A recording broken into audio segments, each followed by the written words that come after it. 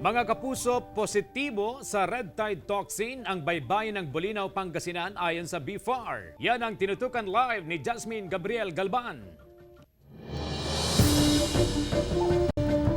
Jasmine? CJ, pinag-iingat ngayon ng BFAR ang publiko sa pagkain ng shellfish dahil na nga rin sa nakataas na red tide advisory sa baybayin ng Bulinaw, Pangasinan. Mahigpit na ipinagbabawal ang pag-harvest, pagbibenta at pagkain ng anumang uri ng shellfish na mula sa baybayin ng Bulinaw, Pangasinan. Nagpositibo sa red tide toxin ng coastal waters ng bayan. Ngayon po ay dinideklara na po natin na positive po siya ng red tide.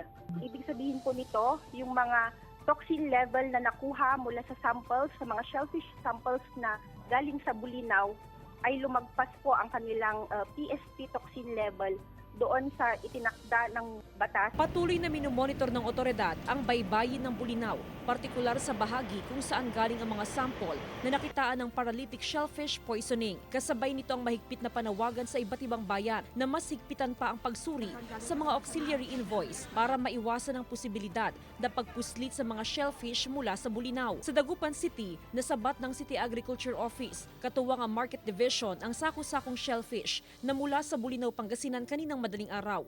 Tiniyak ng City Agriculture Office na mahigpit ang kanilang monitoring sa lahat ng ipinapasok na shellfish sa Magsaysay Fish Market. Ang mga tahong na ito mula pa sa Navotas City. Mahigpit sila dito sa Dagupan, dito sa bayan, mahigpit sila kung ano yung hindi nila pinapapasok dito. Dahil sa red tide, apektado ang kalakalan ng isda at shellfish products sa Magsaysay Fish Market. Matumal kasi.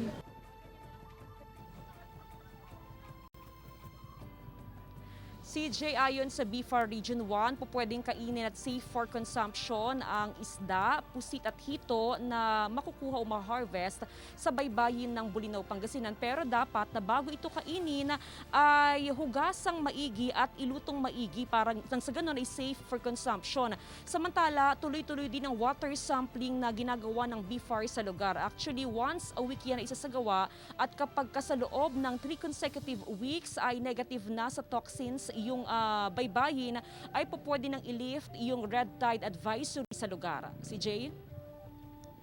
Jasmine, bukod sa Bulinaw, may mga under monitoring pa ba na mga lugar na posibleng kontaminado rin ng red tide toxin?